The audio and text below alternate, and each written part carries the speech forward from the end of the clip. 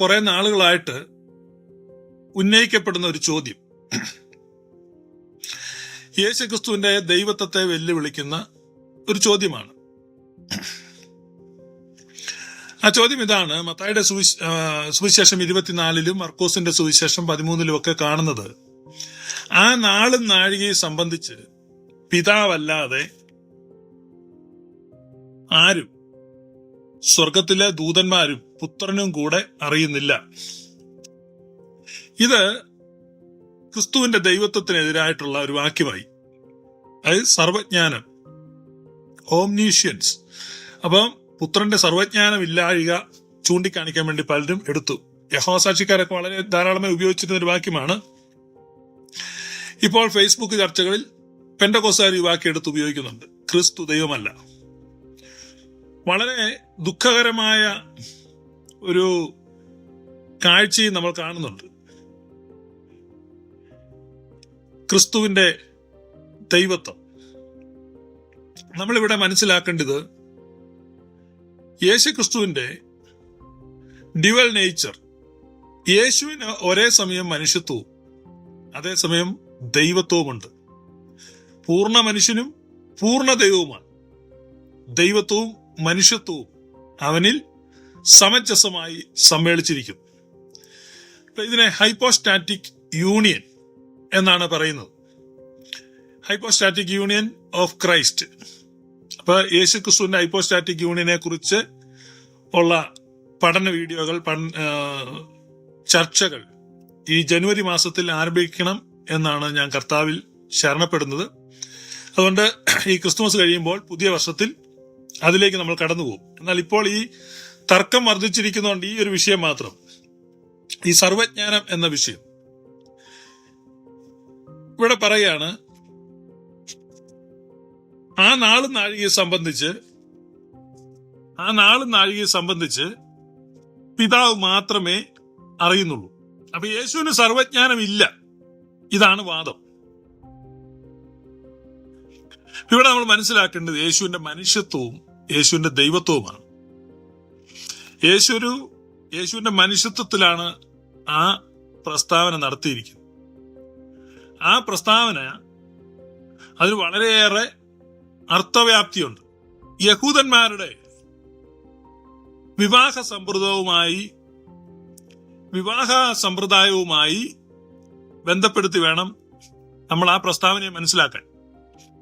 യഹൂദന്മാരുടെ പാരമ്പര്യം അനുസരിച്ച് അവരുടെ വിവാഹത്തിന് 4 ഘട്ടങ്ങളുണ്ട്. അതിലെ ആദ്യം ബെട്രോത്തലാണ്, വിവാഹ നിശ്ചയമാണ്. ഈ വിവാഹ നിശ്ചയം കഴിഞ്ഞാൽ പ്രതിശ്രുത വരൻ തന്റെ പിതാവിന്റെ ഭവനത്തിലേക്ക് പോവാണ്, പിതാവിനോട് ചേർന്ന് പോവാണ്. അവിടെ പിതാവിന്റെ ഭവനത്തിൽ, പിതാവിന്റെ മേൽനോട്ടത്തിൽ ഇവർക്ക് താമസിക്കാനുള്ള ഒരു ഭവനത്തിന്റെ പണി ആരംഭിക്കുകയാണ്, ഒരു വീട് പണിയുകയാണ്. അപ്പൊ ഈ വീട് പണിയുമ്പോൾ ഈ വീട് പണിയുടെ പുരോഗതി പിതാവ് പരിശോധിക്കുകയും വേണ്ട നിർദ്ദേശങ്ങൾ, ഭേദഗതികൾ ഒക്കെ വരുത്തുകയും ചെയ്യും. അപ്പൊ അതാത് നിർദ്ദേശങ്ങൾ കൊടുക്കുകയും ഭേദഗതികൾ വരുത്തുകയും ചെയ്ത് ഈ വീട് പിതാവ് പരിശോധിക്കും. അപ്പൊ ഈ വീടിന്റെ പണി പൂർത്തിയാകുമ്പോ, ഇത് പണി പൂർത്തിയായി സാറ്റിസ്ഫൈഡ് ആയിട്ട്, അത് സംതൃപ്തിജനകമായ വിധത്തിൽ ആ പണി പൂർത്തിയായെന്ന് മനസ്സിലാകുമ്പോൾ പിതാവ് പറയും, ഓക്കെ, നിന്റെ വീടിന്റെ പണി പൂർത്തിയായി, നമുക്കിപ്പോ വധുവിനെ കൊണ്ടുവരാൻ പോവാം എന്ന് പറയുമ്പോ ഇവിടുന്ന് വരന്റെ സംഘം പുറപ്പെടുകയാണ്. അപ്പൊ നിങ്ങളൊരു കാര്യം മനസ്സിലാക്കണം, ഈ വധുവിന്റെ വീട്ടിൽ വിവാഹ നിശ്ചയം കഴിഞ്ഞിട്ട് ഇനി പോരുകയാണ്. ഇന്നത്തെ പോലെ ടെലിഫോണോ ഇമെയിലോ അല്ലെ മറ്റ് യാതൊരു വാർത്താവിനിമയ ബന്ധങ്ങളൊന്നും ഇല്ല അവർ തമ്മിൽ. വിവാഹ നിശ്ചയം ചെയ്തു പോയി കഴിഞ്ഞാൽ പിന്നെ ഈ വരനെ കുറിച്ചോ വരന്റെ വീട്ടുകാരെ കുറിച്ചോ യാതൊരു വിവരവും ഇല്ല, അവരങ്ങ് പോയി. ഒരു വർഷത്തിനകം ഇവർ വരും. എപ്പോഴാ വരുന്നെന്ന് വധുവിനോ വധുവിന്റെ വീട്ടുകാർക്കോ അറിയത്തില്ല. അപ്പൊ അവരെല്ലാ ദിവസവും റെഡി ആയിട്ടിരിക്കണം. കാരണം എപ്പോൾ അവിടെ വീട് പണി പൂർത്തിയാകുന്നു അപ്പോൾ അവിടുന്ന് ആർപ്പുവിളി ഉണ്ടാകുകയാണ്. ആ ആർപ്പുവിളിയോടുകൂടെ മണവാളനും സംഘവും മണവാട്ടിയുടെ വീട്ടിലേക്ക് വരികയാണ്. അപ്പൊ മണവാട്ടി ഒരുങ്ങിയിരിക്കണം, എപ്പോഴും ഒരുങ്ങിയിരിക്കുന്നു, എപ്പോഴും ഒരുങ്ങി വിവാഹ വസ്ത്രത്തോടെ. കാരണം വിവാഹ നിശ്ചയം കഴിഞ്ഞ മണവാട്ടി വിവാഹ വസ്ത്രത്തോടുകൂടെയാണ്. ഞാൻ ഇവിടെ ഈ മെസ്സിയാനിക് ജ്യൂസ് ഉണ്ട്, അമേരിക്കയിൽ. എന്നാൽ യഹൂദന്മാരിൽ നിന്ന് ക്രിസ്ത്യാനികളായിരിക്കുന്ന അവരാ മെസ്സിയാനിക് ജ്യൂസ്. അവരിൽ ചിലരെ ഞാൻ പരിചയപ്പെട്ടിട്ടുണ്ട്. അപ്പൊ അതിലെ ഒരു മൂപ്പന്റെ മകളുടെ വിവാഹം അവർ ഈ തരത്തിൽ നടത്തി, യഹൂദ പാരമ്പര്യം അനുസരിച്ച്. അപ്പൊ അവരതിനെക്കുറിച്ച് വർണ്ണിക്കുന്നത് കേട്ട്, കാരണം അവരിതുപോലെ തന്നെ വിവാഹ നിശ്ചയം ചെയ്തിട്ട് 1 year ഗ്യാപ്പ് ഇട്ടു. അപ്പൊ ഈ 1 year ഗ്യാപ്പ് ഇട്ടിട്ട് എപ്പോഴാ വരനും ടീമും വരുന്നെന്ന് അറിയത്തില്ല, യാതൊരു മുന്നറിയിപ്പില്ല, എപ്പം വേണേലും വരും. അപ്പൊ അവരത് എങ്ങനെയായിരിക്കും ഇവരുടെ ആ മാനസികാവസ്ഥ ഇതെല്ലാം ഒന്ന് നേരിട്ട് മനസ്സിലാക്കാൻ വേണ്ടി അവരാ രീതി വിവാഹം നടത്തുക. അപ്പൊ എപ്പം വേണേലും വരാം, രാത്രി വേണേ വരാം, സന്ധ്യക്ക് വേണേ വരാം, എപ്പോഴാ വരുന്നതെന്ന് അറിയത്തില്ല. ഒരാർപ്പുവിളി വീടിന്റെ മുമ്പിൽ ഉണ്ടാകുകയാണ്. ഒരാർപ്പുവിളിയോടുകൂടെ വരന്റെ സംഘം കഴിഞ്ഞ് വരികയാണ്. അയ്യോ, അപ്പൊ ഞങ്ങളെ ഒന്ന് അറിയിച്ചിട്ട് വരാമല്ലാതെ ഞങ്ങൾ ഒരുങ്ങിയില്ല, ഇതൊന്നും പറയാൻ പറ്റത്തില്ല. അപ്പോൾ അതുകൊണ്ട് വിവാഹ നിശ്ചയം കഴിഞ്ഞ മണവാട്ടിയുടെ വീട്ടിൽ മണവാട്ടി എപ്പോഴും വിവാഹത്തിനുള്ള ഒരുക്കത്തിലാണ് ഇരിക്കുന്നത്. എപ്പോൾ വരന്റെ സംഘം വന്നാലും അവരെ സ്വീകരിക്കാനുള്ള ഒരുക്കത്തിലാണ് മണവാട്ടിയുടെ വീട്ടുകാരിരിക്കുന്നത്. ഇതായിരുന്നു ആ പശ്ചാത്തലം. അപ്പൊ ഇതിനകത്ത് ഏറ്റവും കീ റോൾ പ്ലേ ചെയ്യുന്നത് വരന്റെ പിതാവാണ്. കാരണം വരന്റെ പിതാവാണ് ഈ വീട് പരിശോധിച്ചിട്ട് ഇറ്റ്സ് റെഡി എന്ന് പറയുന്നത്. അപ്പൊ ആ പശ്ചാത്തലത്തിലാണ് യേശു പറഞ്ഞത്, ആ നാളും നാഴികയെ സംബന്ധിച്ച് വേറെ ആരും അറിയുന്നില്ല, കാരണം പിതാവെ അറിയുന്നു. ആ പിതാവ് എന്ന ആ സ്ഥാനത്തെ അക്നോളജ് ചെയ്യുകയാണ്. ആ പിതാവ് അറിയുന്നുള്ളൂ, കാരണം പിതാവാണ് പറയുന്നത് വിവാഹത്തിന്റെ സമയമായി. ക്രിസ്തു എന്ന ഏകപുരുഷന് നിർമ്മല കന്യകയായി സഭയെ വിവാഹ നിശ്ചയം ചെയ്തിരിക്കുകയാണ്. അപ്പൊ ഈ വിവാഹ നിശ്ചയം ചെയ്യുമ്പോ മെഹർ എന്ന് പറഞ്ഞാൽ സ്ത്രീധനം കൊടുക്കും. സ്ത്രീധനം ബിബ്ലിക്കൽ പാരമ്പര്യം അനുസരിച്ച്, യഹൂദന്മാരുടെ പാരമ്പര്യം അനുസരിച്ച് സ്ത്രീധനം എന്ന് പറഞ്ഞാൽ അത് വധുവിന്റെ പിതാവിന് കൊടുക്കുന്ന പണമാണ്. ഈ വധുവിനെ ഇത്രത്തോളം വളർത്തി വിവാഹപ്രായം വരെ സംരക്ഷിച്ചതിന് വധുവിന്റെ പിതാവിനാണ് സ്ത്രീധനം കൊടുക്കുന്നത്. നമുക്ക് ബൈബിളിൽ നോക്കുമ്പോൾ അറിയാം, സ്ത്രീധനം പണമായിട്ട് തന്നെ കൊടുക്കണമെന്നില്ല, സമ്മാനമായിട്ടോ സേവനമായിട്ടോ ഒക്കെ കൊടുക്കാം. അതുകൊണ്ട് യാക്കോവ് വിവാഹം കഴിക്കാൻ വേണ്ടി 14 വർഷം അവിടെ സേവനം ചെയ്തു എന്നൊക്കെ നമ്മൾ വായിക്കുന്നത്.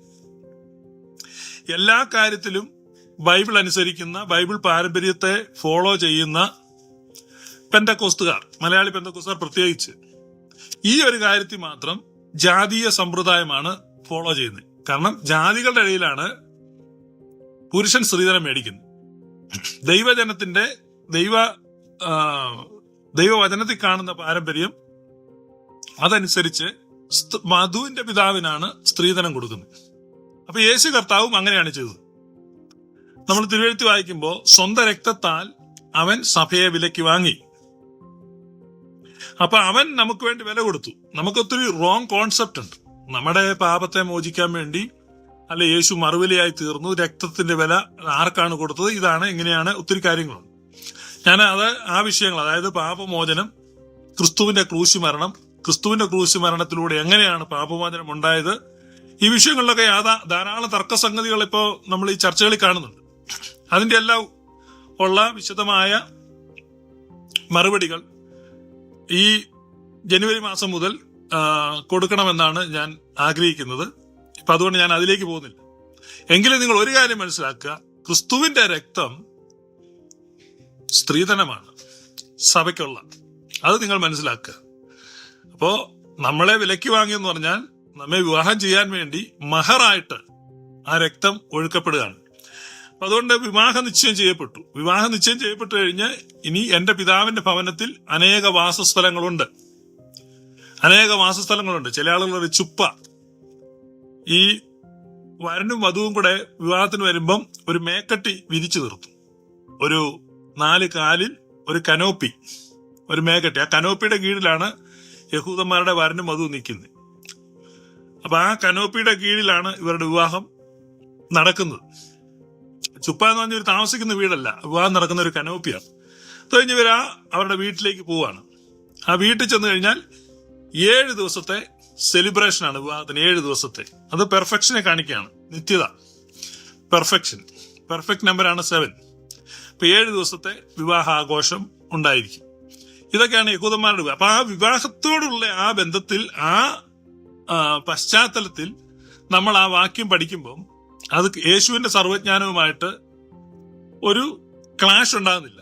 ഇനി ഞാൻ വേറൊരു വാക്യം വായിക്കാം. യോഹന്നാന്റെ സുവിശേഷം 21 അധ്യായം. യോഹന്നാന്റെ സുവിശേഷം 21 അധ്യായം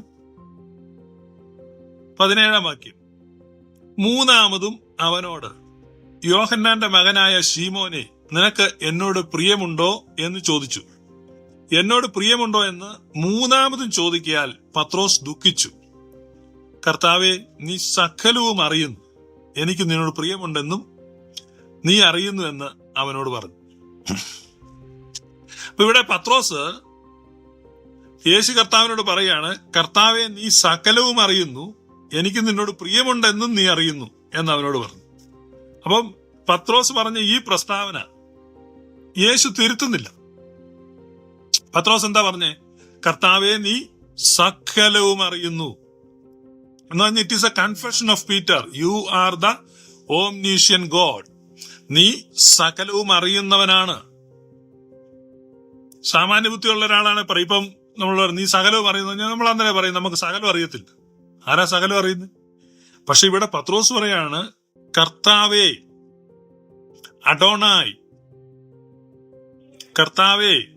അപ്പൊ പഴയ നിയമത്തിൽ ദൈവത്തെ വിളിക്കുന്ന പേരാണ് കർത്താവേ. അതിന് ചില ആളുകള് പരിഭാഷയിലുണ്ടായ പെശകാണ്, അതിന് വെറും സാർ എന്ന അർത്ഥമേ ഉള്ളൂ, യജമാൻ എന്നുള്ള അർത്ഥമേ ഉള്ളൂ, ഒരു ബഹുമാനത്തിൽ പറയുന്നതാണെന്നൊക്കെ പറയുന്നുണ്ട്. പക്ഷെ ഇവിടെ പറയുന്ന ലോർഡ്, കർത്താവേ, നീ സകലവും അറിയുന്നു. അപ്പൊ ഇവിടെ പറഞ്ഞ ഈ വാദക്കാരുടെ എല്ലാ വാദങ്ങളും പരാജയപ്പെട്ടു. കാരണം തിരുവെഴുത്തിൽ അങ്ങനെ രേഖപ്പെടുത്തിയിരിക്കുക, കർത്താവെ, നീ സകലവും അറിയുന്നു. പത്രോസ് പറയാണ്, യേശു അത് അക്സെപ്റ്റ് ചെയ്തു. അല്ലാതെ പറയാ എനിക്ക് മുഴുവൻ കാര്യമൊന്നും അറിയത്തില്ല പത്രോസേ, എപ്പോഴാണ് വിവാഹം നടക്കുന്നത്, സഭയുടെ കല്യാണം, കുഞ്ഞാടിന്റെ കല്യാണം എപ്പോഴാണ് നടക്കുന്നത്, ഞാൻ എപ്പോഴാണ് മടങ്ങി വരുന്നത്, ഇതൊന്നും എനിക്ക് അറിയത്തില്ല. ഇങ്ങനെയൊന്നും യേശു പറഞ്ഞില്ല. കാരണം സകലവും അറിയാം. അപ്പൊ അതവന്റെ ദൈവത്വമാണ്. ഏർലി സെഞ്ചുറിയിൽ, ആദിമ സഭയിൽ ഉണ്ടായ ദുരുപദേശങ്ങളിൽ പ്രധാന ദുരുപദേശം യേശുവിന്റെ ദൈവത്വത്തെ നിഷേധിക്കുന്ന ദുരുപദേശം എന്തുകൊണ്ട് നമുക്കറിയാം. പക്ഷെ യേശുവിന്റെ ദൈവത്വത്തെ നിഷേധിക്കുന്ന ദുരുപദേശം അല്ലായിരുന്നു ആദിമസഭയിലെ ഏറ്റവും സ്ട്രോങ് ദുരുപദേശം. യേശുവിന്റെ മനുഷ്യത്വത്തെ നിഷേധിക്കുക. അത് കൂടുതൽ ആളുകൾ യേശുവിന്റെ മനുഷ്യത്വത്തെ നിഷേധിക്കുകയാണ്. യേശു ഒരു മനുഷ്യൻ ആയിരുന്നു എന്നതിനെ നിഷേധിക്കുക. ഇത് രണ്ട് എക്സ്ട്രീമാണ്.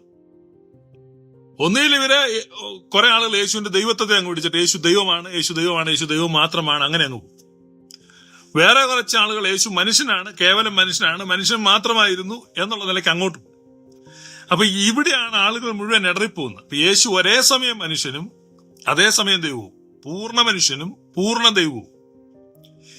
ഇത് ഹൈപ്പോസ്റ്റാറ്റിക് യൂണിയൻ. ഇത് ഗ്രഹിക്കാൻ പ്രയാസമാണ്. ഇവിടെയാണ് പലരും ഇടറുന്നത്.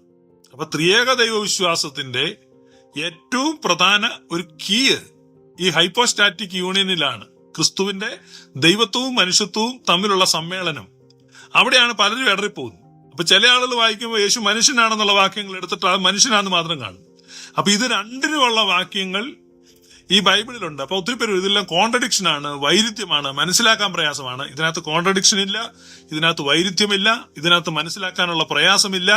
യേശു ഒരേ സമയം മനുഷ്യനും അതേസമയം ദൈവവുമായിരുന്നു. അപ്പൊ അവന്റെ മനുഷ്യത്വത്തിൽ അവന് വിശന്നു, അവന്റെ മനുഷ്യത്വത്തിൽ അവന് ദാഹിച്ചു, അവന്റെ മനുഷ്യത്വത്തിൽ അവന് ക്ഷീണിച്ചു, അവന്റെ മനുഷ്യത്വത്തിൽ അവൻ ഉറങ്ങി, അവന്റെ മനുഷ്യത്വത്തിൽ അവൻ കരഞ്ഞു, അവന്റെ മനുഷ്യത്വത്തിൽ അവൻ ജ്ഞാനത്തിൽ മുതിർന്നു വന്നു. അങ്ങനെ എഴുതിയിട്ടുണ്ട്. അവൻ ജ്ഞാനത്തിൽ വളർന്നുകൊണ്ടിരുന്നു. അതെല്ലാം അവന്റെ മനുഷ്യത്വത്തിൽ സംഭവിക്കുന്നതാണ്. കാരണം യേശു തന്റെ ദൈവത്വത്തെ ഉപയോഗിക്കാതെ ഹി എംപ്റ്റീഡ് ഹിംസെൽഫ്, ദൈവരൂപത്തിലിരിക്കെ ദൈവത്തോടുള്ള സമാനത കാര്യമായി പരിഗണിക്കാതെ അവൻ തന്നെത്താൻ ഒഴിച്ചു, വേഷത്തിൽ മനുഷ്യനായി. അപ്പം അവന്റെ ആ ദൈവത്വത്തിന്റെ അധികാരങ്ങള്, ആ സർവജ്ഞാനത്വം, ഇതെല്ലാം ഉപയോഗിക്കാതെ അതിനെ ഒഴിച്ചിട്ട് അവൻ മനുഷ്യനായി വളർന്നു വരികയാണ്. അതാണ് നമ്മൾ മനസ്സിലാക്കേണ്ടേ അവന്റെ മനുഷ്യത്വം. അപ്പൊ അതുകൊണ്ട് ഏറ്റവും പ്രധാനപ്പെട്ട ഒരു കാര്യം, യേശുവിന്റെ ദൈവത്വത്തിൽ ഇടറുന്നവരുണ്ട്, യേശുവിന്റെ മനുഷ്യത്വത്തിൽ ഇടറുന്നവരുണ്ട്. എന്നാൽ യേശുവിന്റെ മനുഷ്യത്വത്തിലും ഇടരരുത്, ദൈവത്വത്തിലും ഇടരരുത്. ഇത് രണ്ടും യേശുവിലുണ്ട് എന്ന് നമ്മൾ മനസ്സിലാക്കണം. അവിടെയാണ് നമുക്ക് വിജയകരമായിട്ട് ഈ ദൈവശാസ്ത്രം ഗ്രഹിക്കാൻ കഴിയുന്നത്. അതാണ് നമുക്ക് ഏറ്റവും വളരെ പോപ്പുലർ ആയിട്ടുള്ള ഒരു വാക്യമാണ് യോഹന്നാന്റെ സുവിശേഷം യോഹന്നാൻ സുവിശേഷം 11:36. യേശു കണ്ണുനീർ വാർത്തു. ആകെ കണ്ടോ അവനോട് എത്ര പ്രിയമുണ്ടായിരുന്നു എന്ന് പറഞ്ഞു. ചിലരോ കുരുടന്റെ കണ്ണ് തുറന്ന് ഇവനെയും മരിക്കാതാക്കാൻ കഴിഞ്ഞില്ലയോ എന്ന് പറഞ്ഞു. യേശു ഉള്ളം നൊന്ത് കല്ലറക്കിലെത്തി. ഇവിടെ നമ്മൾ വായിക്കുന്നത് ലാസറിന്റെ കല്ലറ യേശു വിസിറ്റ് ചെയ്യാണ്. അപ്പൊ അവിടെ എഴുതിയിട്ടുണ്ട് താൻ എന്ത് ചെയ്യാൻ പോകുന്നു എന്ന് താൻ നന്നായി അറിഞ്ഞിരുന്നു എന്ന് പറഞ്ഞാൽ വിതിൻ മിനിറ്റ്സ് ലാസർ ഉയർത്തെഴുന്നേൽക്കും എന്ന് യേശുവിന് അറിയാമായിരുന്നു. യേശു ലാസറിനെ ഉയർത്തെഴുന്നേൽപ്പിക്കാനാണ് പോകുന്നതെന്നും അറിയാമായിരുന്നു. എങ്കിലും ആ ലാസറിന്റെ കല്ലറക്കൽ അവൻ ചെല്ലുമ്പോ ഉള്ളം നൊന്ത് കലങ്ങി. അവിടെ അങ്ങനെ എഴുതിയിരിക്കുന്നു. അവൻ കരഞ്ഞു. യേശു കണ്ണുനീർ വാർത്തു. ഉള്ളം നൊന്ത് കല്ലറക്കിലെത്തി. ഇതിവന്റെ മനുഷ്യത്വമാണ് കാണിക്കുന്നത്, യേശുവിന്റെ മനുഷ്യത്വം. ഇത് പറയുമ്പോ നമ്മൾ ഒരു റോങ് തിയോളജി ഉണ്ട്. റോങ് തിയോളജി അല്ല, റോങ് അണ്ടർസ്റ്റാൻഡിങ്. ക്രിസ്ത്യാനിറ്റിയെ സംബന്ധിച്ച ഒരു തെറ്റായ ധാരണ പൊതുസമൂഹത്തിലുണ്ട്, ക്രിസ്ത്യാനികളുടെ ഇടയിലുണ്ട്, വിശ്വാസികളുടെ ഇടയിലുണ്ട്. ഈ കഴിഞ്ഞ ദിവസങ്ങളിൽ ഓൺലൈനിൽ വൈറലായ ഒരു വീഡിയോ ഉണ്ട്. 25 വയസ്സുള്ള ഒരു മകൻ മരിച്ച് ആ മൃതശരീരത്തിനടുത്ത് ഒരു മാതാവ് നിന്നൊരു പ്രഭാഷണം നടത്തുകയാണ്.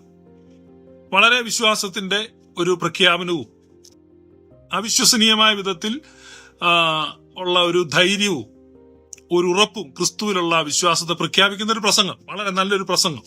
അപ്പൊ അത് വളരെ വൈറലായി. സെക്കുലർ മാധ്യമങ്ങൾ പോലും അതിനെ പ്രശംസിച്ചത് പ്രത്യാശയാണെന്നും മാതാവിന്റെ ധൈര്യമാണെന്നും ക്രിസ്തുവിലുള്ള വിശ്വാസമാണെന്നും എല്ലാം എഴുതിയിട്ടുണ്ട്. എന്നാൽ ഞാൻ അതിനോട് പൂർണ്ണമായി വിയോജിക്കുകയാണ്. അതൊരു ശരിയായ രീതിയല്ല. നമ്മൾക്ക് പ്രിയപ്പെട്ട ഒരാൾ മരിക്കുമ്പോൾ, അല്ലെങ്കിൽ നമുക്ക് പ്രിയപ്പെട്ട ഒരാൾക്ക് വേദന അനുഭവിക്കുമ്പോൾ നമുക്ക് വേദനിക്കണം. ദുഃഖിക്കുന്നവരോടുകൂടെ ദുഃഖിക്കണം, കരയുന്നവരോടുകൂടെ കരയണം, പ്രിയപ്പെട്ടവരുടെ വേർപാടിൽ കരയണം. അപ്പൊ അതാണ് ഇവിടെ യേശു ചെയ്യുന്നത്, റിയൽ മാനായിട്ട്, യഥാർത്ഥ മനുഷ്യനായിട്ട്. അപ്പൊ ഈ പറയുന്ന സോക്കോൾഡ് വിശ്വാസമൊന്നും യേശുവിനില്ലായിരുന്നോ? പ്രത്യാശയില്ലായിരുന്നോ? പുനരുത്ഥാനത്തെ പറ്റിയുള്ള കാഴ്ചപ്പാടില്ലായിരുന്നോ? സ്വർഗത്തെ പറ്റിയുള്ള കാഴ്ചപ്പാടില്ലായിരുന്നോ? അവതരിച്ച വചനമാ ക്രിസ്തു. അപ്പൊ ആ ക്രിസ്തുവിനേക്കാളും സ്പിരിച്വൽ ഒന്നും ആരും ആകണ്ട. സൂപ്പർ സ്പിരിച്വാലിറ്റി, അങ്ങനെ ഒരു സ്പിരിച്വാലിറ്റി ഒന്നുമില്ല. ഇത് അമിതമായ മതബോധനം മനുഷ്യനെ അടിമകളാക്കുന്നതിന്റെ ലക്ഷണമാണ്. അമിതമായ മതപ്രബോധനം നിമിത്തം നമ്മൾ മറ്റെന്തോ ആയിത്തീരാൻ വേണ്ടി നമ്മൾ പരിശ്രമിക്കുകയാണ്. ഇത് മതത്തിൽ മാത്രമല്ല, രാഷ്ട്രീയ പാർട്ടിയിലുണ്ട്, വിപ്ലവ പാർട്ടികളിൽ, മിലിറ്റന്റ് ഓർഗനൈസേഷൻസ്, തീവ്രവാദി സംഘടനകളിൽ നമുക്ക് കാണാം ഒരു വല്ലാത്ത ധൈര്യം അങ്ങ് ആളുകൾ ആർജിക്കുന്നത്. അങ്ങനെയാണ് ഈ ബോംബൊക്കെ ആരെ കെട്ടിവെച്ചോണ്ട് ഈ പോകുന്നത്. അതൊന്നും ശരിക്കും അവർക്ക് ധൈര്യം ഉണ്ടായിട്ടൊന്നും അല്ല. ബോംബൊക്കെ ആരെ കെട്ടിവെച്ചിട്ട് പോകാനൊന്നും അവർക്ക് ഒരു പേടിയില്ല. ചെറുപ്പക്കാരൊക്കെ അങ്ങ് പോവുകയാണ്, വിമാനം ഇടിച്ചുകൊണ്ട് ടവറിൽ ഇടിപ്പിക്കുക. ഇതൊക്കെ എന്ന് പറഞ്ഞാൽ ഒരു തീവ്രവാദത്തിന്റെ ഭാഗമാണ്, മത തീവ്രവാദം. അപ്പൊ യേശു ഒരു മത തീവ്രവാദി അല്ലായിരുന്നു. ഒരു മത തീവ്രവാദത്തിന്റെ ഇരയാക്കപ്പെട്ട ഒരു സഹോദരിയാണ് കഴിഞ്ഞ ദിവസം ആ വൈറലായ വീഡിയോയിൽ മകന്റെ ശരീരത്തിന്റെ അടുത്ത് നിന്ന് അങ്ങനെ പറയുന്നത്. എനിക്ക് അവരെ പറ്റി സഹതാപമുണ്ട്. സ്വന്തം മകൻ മരിച്ചപ്പോ ഒന്ന് കരയാൻ പോലും കഴിയാത്ത ദൗർഭാഗ്യവതിയായ ഒരു മാതാവ്. കാരണം അവരുടെ മേൽ ചുമത്തപ്പെട്ടിരിക്കുന്ന മതത്തിന്റെ നുകത്തിന്റെ ഭാരം അതികഠിനമാണ്. യേശു പറഞ്ഞത് എന്റെ നുകം മൃദുവും എന്റെ ഭാരം ലഘുവുമാണ്. പക്ഷെ ആ സ്ത്രീയുടെ മേൽ ചുമത്തപ്പെട്ട ഭാരം അതികഠിനമാണ്. കാരണം എന്താ? അവര് കുറച്ച് TV ഷോ ഒക്കെ ചെയ്തിട്ടുണ്ട്, വിശ്വാസം പറഞ്ഞിട്ടുണ്ട്, പലയിടത്തും പ്രസംഗിച്ചിട്ടുണ്ട്. അപ്പൊ ആ സ്ത്രീ ബൈബിളിൽ നിന്ന് പ്രസംഗിച്ചിട്ടുണ്ട്, വിശ്വാസം പ്രസംഗിച്ചിട്ടുണ്ട്. അപ്പോ മകൻ മരിച്ച സമയത്ത് അവരുടെ പെർഫോമൻസ് എങ്ങനെയായിരിക്കും എന്നറിയാൻ ചുറ്റും ആളുകൾ നോക്കുന്നു, 1000 കണ്ണുകൾ. അപ്പൊ അവർക്കൊരു വിശ്വാസിയായിട്ട് അവരെ തന്നെ പ്രസന്റ് ചെയ്തേ മതിയാവൂ. അത്രമാത്രം പ്രഷറാണ്, ആ പ്രഷറാണ്. അപ്പൊ താൻ കരഞ്ഞാൽ എങ്ങനെയായിത്തീരും? ഇപ്പൊ താൻ ഇത്ര നാൾ പറഞ്ഞ വിശ്വാസം എന്തായിത്തീരും? ഇത് തെറ്റാണ്. ഇവിടെ നോക്ക്, യേശുവിനെ നോക്ക്. കുരുടന്റെ കണ്ണ് തുറന്ന, അപ്പൊ യഹൂദന്മാർ പറയാ, കണ്ടോ കുരുടന്റെ കണ്ണ് തുറന്ന് ഇവനെയും മരിക്കാതാക്കാൻ കഴിഞ്ഞില്ലയോ? മരിക്കാതാക്കാൻ കഴിയുമായിരുന്നു, മരിച്ചെങ്കിലും ഉയർപ്പിക്കാൻ കഴിയും, ഉയർപ്പിക്കാൻ പോവാണ്. പക്ഷേ അവിടെ ആ യേശു യഥാർത്ഥ മനുഷ്യത്വം എന്താണെന്ന് കാണിക്കുകയാണ്. കരയുക. യഥാർത്ഥ മനുഷ്യത്വം എന്താ? യേശു അവിടെ കണ്ണുനീർ വാർത്തു. അത് മാത്രമല്ല, ഉള്ളം നൊന്തു. ആ കല്ലറക്കിലേക്ക് പോവാണ്. പ്രിയമുള്ളവർ, ഇത് നമ്മുടെ തെറ്റായ ഒരു മതത്തിന്റെ പ്രബോധനമുണ്ട്. അപ്പൊ ആ ക്രിസ്തുവിന്റെ പ്രബോധനം, സഭയുടെ യഥാർത്ഥ പ്രബോധനം, ദൈവവചനത്തിന്റെ പ്രബോധനം, അതല്ല ഇന്ന് പലപ്പോഴും ആളുകൾക്ക് കിട്ടുന്നത് തെറ്റായ ഇതാണ്. കാരണം ആരെങ്കിലും മരിക്കുമ്പോൾ കരയുന്ന തെറ്റാണ്. കരയുന്ന തെറ്റല്ല. എന്നത് പ്രത്യാശയില്ലാത്ത ജാതികളെ പോലെ ദുഃഖിക്കരുത് എന്ന് പൗലൂസ് തെസ്സലോനിക്ക ലേഖനത്തിൽ പറഞ്ഞിരിക്കുന്നു. പ്രത്യാശയില്ലാത്ത ജാതികളെ പോലെ ദുഃഖിക്കരുത് എന്ന് പറഞ്ഞാൽ പ്രത്യാശയോടെ ദുഃഖിക്കാം. പ്രത്യാശയില്ലാത്തവരെ പോലെ അല്ല. ദുഃഖത്തിനകത്തും ഒരു പ്രത്യാശയുണ്ട്. എയർപോർട്ടിലൊക്കെ യാത്ര അയക്കുമ്പോൾ ആളുകൾ കരയാറുണ്ട്, ദുഃഖിക്കാറുണ്ട്. എന്ന് പറഞ്ഞാൽ ഈ പോകുന്ന ആള് വിമാനം കത്തി പോകത്തൊന്നുമില്ല. അയാൾ പോകുന്നു, 1 വർഷമോ 2 വർഷമോ കഴിഞ്ഞ് വീണ്ടും വരും. ഇതൊക്കെ അറിയാം. പ്രത്യാശയോടെയുള്ള ദുഃഖമാണ്. അപ്പൊ അതുപോലെ ഉള്ളൊരു ദുഃഖം വിശ്വാസികളുടെ മരണത്തിൽ ആകാം. ഒരു ദുഃഖം വേണം. അതാണ് പറഞ്ഞത്. ദുഃഖമുള്ളതാണ്, കരയുന്നതാണ് ഹെൽത്തി. യേശുവാണ് നമുക്ക് സകലത്തിലും മാതൃക. അവന്റെ കാൽച്ചൂടുകളെ പിന്തുടരുവാനാണ് അവൻ നമുക്ക് മാതൃക വെച്ചിട്ട് പോയിരിക്കുന്നത്. അപ്പൊ നമ്മൾ ഇങ്ങനെയുള്ള പ്രശ്ന നിമിത്തം ഇങ്ങനെ കരയാതെയൊക്കെ ഇരുന്ന അവസാനം മാനസിക രോഗമായി പോകത്തുള്ളൂ. നമ്മൾ ബൈബിൾ പഠിക്കുന്ന സമയത്ത്, പാട്രിയാർക്സ് മരിക്കുന്ന സമയത്ത്, മോശയൊക്കെ മരിക്കുന്ന സമയത്ത് 40 ദിവസം ഇസ്രായേൽ വിലാപം കഴിച്ചു. എന്തിനാ വിലാപം കഴിച്ച്? പകൽ മേഘസ്തംഭമായും രാത്രി അഗ്നിത്തൂണായും യഹോവയായ ദൈവം അവരുടെ നടുക്ക് ഇറങ്ങി നിൽക്കുകയാണ്. മന്ന പൊഴിഞ്ഞുകൊണ്ടിരിക്കുകയാണ്. കാടപ്പക്ഷി പറന്നു വന്നുകൊണ്ടിരിക്കുകയാണ്. തീക്കൽപ്പാറയിൽ നിന്ന് വെള്ളം ചാടുകയാണ്. ഇവരിതെല്ലാം കാണുകയാണ്. മോശ നേരിട്ട് ദൈവത്തോട് സംസാരിച്ചു. അത് തന്നെയല്ല, ദൈവത്തിന്റെ അടുത്തേക്ക് കയറിപ്പോ അവന് ശവം പോലും കിട്ടിയിട്ടില്ല. ദൈവമാണ് അടക്കിയിരിക്കുന്നത്. അവർക്കങ്ങ് പ്രത്യാശിച്ചാൽ പോരെ. പക്ഷെ അവർ 40 ദിവസം വിലാപം കഴിക്കുക. എന്തിനാണ്? അതാണ് അതിന്റെ മാന്യത, അതാണ് അതിന്റെ രീതി. അപ്പൊ ബൈബിൾ നമുക്ക് നൽകുന്ന ഒരു പാറ്റേൺ അതാണ്. അതുകൊണ്ട് ആരും അത് കണ്ടിട്ട് അതിനെ പ്രശംസിച്ച് അതാണ് ശരിയായ രീതി എന്ന് പറയരുത്. ഇനി നാളെ തൊട്ട് അങ്ങനെ ആരും ട്രൈ ചെയ്യേണ്ട ആവശ്യമില്ല. നിങ്ങളുടെ പ്രിയപ്പെട്ടവർ മരിക്കുമ്പോൾ നിങ്ങൾ കരയണം. കരയുന്നതാണ് ഏറ്റവും ശരിയായ രീതി. യേശു അങ്ങനെയായിരുന്നു. നമുക്ക് യേശുവിനെ പോലെ ആകാം. അപ്പൊ യേശുവിന്റെ മനുഷ്യത്വം, അതാണ് ഞാൻ പറഞ്ഞത്. അപ്പൊ യേശുവിന്റെ മനുഷ്യത്വമുണ്ട്, യേശുവിന്റെ ദൈവത്വമുണ്ട്. യേശുവിന്റെ മനുഷ്യത്വവും യേശുവിന്റെ ദൈവത്വവും അവനിൽ സമഞ്ജസമായി സമ്മേളിച്ചിരുന്നു. ഇപ്പൊ ഞാനിന്ന് യേശുവിന്റെ മനുഷ്യത്വം ഓവറായിട്ട് പറഞ്ഞുകൊണ്ട് ചില ആളുകൾക്കൊരു ഇടർച്ച വരാൻ സാധ്യതയുണ്ട്. യേശുവിന്റെ മനുഷ്യത്വം മാത്രം പറഞ്ഞു എന്നതുകൊണ്ട് യേശുവിന്റെ ദൈവത്വം കൂടത്തിന് ഒരു പുതിയ വാക്യം കൂടെ തന്നിട്ട് ഈ മെസ്സേജ് ക്ലോസ് ചെയ്യാണ്. യേശുവിന്റെ ദൈവത്വം 1 തിമോത്തിയോസ് 3:15 വാക്യം. 1 തിമോത്തിയോസ് 3:15. താമസിച്ചു പോയാലോ സത്യത്തിന്റെ തൂണും അടിസ്ഥാനവുമായി ജീവനുള്ള ദൈവത്തിന്റെ സഭയാകുന്ന ദൈവാലയത്തിൽ നടക്കേണ്ടത് എങ്ങനെയെന്ന് നീ അറിയേണ്ടതിന് ഇതെഴുതുന്നു. പൗലോസ് അപ്പോസ്തലൻ തിമോത്തിയോസിന് എഴുതാണ്, ഞാൻ വേഗത്തിൽ നിന്റെ അടുക്കൽ വരും എന്ന് ആശിക്കുന്നു. താമസിച്ചു പോയാലോ സത്യത്തിന്റെ തൂണും അടിസ്ഥാനവുമായി ജീവനുള്ള ദൈവത്തിന്റെ സഭയാകുന്ന ദൈവാലയത്തിൽ നടക്കേണ്ടത് എങ്ങനെയെന്ന് നീ അറിയേണ്ടതിന് ഇതെഴുതുന്നു. അടുത്ത വാക്യം, അവൻ ജഡത്തിൽ വെളിപ്പെട്ടു. ആര്? ഈ അവൻ എന്ന് പറയുമ്പോൾ സർവനാമമാണ്. സർവനാമം ഉപയോഗിക്കുമ്പോൾ തൊട്ടുപുറയിലുള്ള നാമം ആരെ പറ്റി പറഞ്ഞിരിക്കുന്നോ അവനെ കുറിച്ചാണ്. അവൻ. ഇപ്പൊ രാമൻ പാമ്പിനെ കൊന്നു. രാമൻ കൊന്ന പാമ്പ് ഒരു മൂർഖൻ പാമ്പായിരുന്നു. രാമൻ ഒരു വടി ഉപയോഗിച്ചാണ് പാമ്പിനെ കൊന്നത്. ഇങ്ങനെ പറയത്തില്ല, രാമൻ പാമ്പിനെ കൊന്നു. പിന്നെ പറഞ്ഞ അവൻ കൊന്ന പാമ്പ്, പിന്നെ അവൻ എന്നാ പറയും. എപ്പോഴും അത് നാമം പറയണ്ട. അപ്പൊ സർവനാമം എന്ന് പറഞ്ഞാൽ തൊട്ടുപുറയിലുള്ള നാമമാണ്. അപ്പൊ ആരെ കുറിച്ചാണ് അവിടെ പറയുന്നത്? തൊട്ടുപുറകിൽ ജീവനുള്ള ദൈവത്തിന്റെ സഭയാകുന്ന, അപ്പൊ ജീവനുള്ള ദൈവത്തെ കുറിച്ചാണ് പറയുന്നത്. അപ്പൊ ജീവനുള്ള ദൈവത്തിന്റെ സഭയാകുന്ന ദൈവാലയത്തിൽ, എന്നിട്ട് പറയാണ് ജീവനുള്ള ദൈവത്തിന്റെ സഭയാകുന്ന ദൈവാലയത്തിൽ എങ്ങനെ നടക്കണം? അവൻ ജഡത്തിൽ വെളിപ്പെട്ടു. ആര്? ജീവനുള്ള ദൈവം. അവൻ ആത്മാവിൽ നീതീകരിക്കപ്പെട്ടു. ആര്? ജീവനുള്ള ദൈവം. അവൻ ദൂതന്മാർക്ക് പ്രത്യക്ഷനായി. അവൻ ജാതികളുടെ ഇടയിൽ പ്രസംഗിക്കപ്പെട്ടു. ലോകത്തിൽ വിശ്വസിക്കപ്പെട്ടു. തേജസ്സിലെടുക്കപ്പെട്ടു. എന്നിങ്ങനെ ദൈവഭക്തിയുടെ മർമ്മം സമ്മതമാവണ്ണം വലിയതാകുന്നു. It is so clear. Yesu കർത്താവാണ് living God and his church is the church of living God. അതുകൊണ്ട് ചർച്ച് ഓഫ് ക്രൈസ്റ്റ്, ക്രിസ്തു സഭ എന്നാണ് പറയുന്നത്. ദൈവസഭയെന്നും പറയും, ക്രിസ്തു സഭയെന്നും പറയും. ഇത് മാറി മാറി പറയും. എന്ന് പറഞ്ഞാൽ യേശു ക്രിസ്തു ദൈവമാണ്, യാതൊരു തർക്കവുമില്ല. ക്രിസ്തുവിന്റെ സഭ, അതാണ് ദൈവത്തിന്റെ സഭ. ക്രിസ്തു സഭ, ദൈവസഭ.